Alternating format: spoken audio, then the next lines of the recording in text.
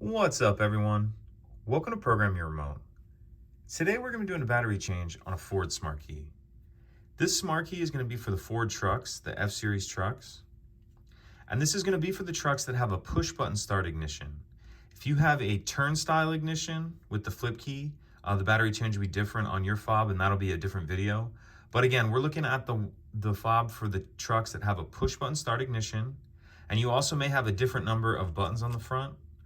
But it'll be the same procedure either way, as long as you do have the push button start ignition.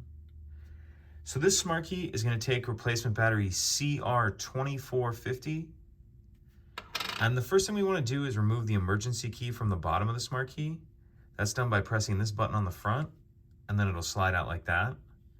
Then if we hold it with the buttons facing down, and we can see this slot right here, what we're going to do is put the key in there, and then we're just going to pry up and push up on the back. And as we do this, the back of the fob will come up like that.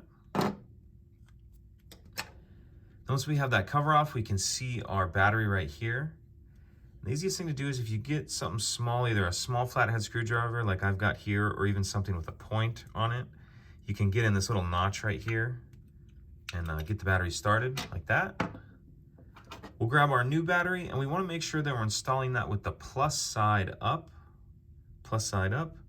We'll kind of tuck this corner in first, and then just snap it in like that. Put the back of the remote on. Slide our emergency key back in.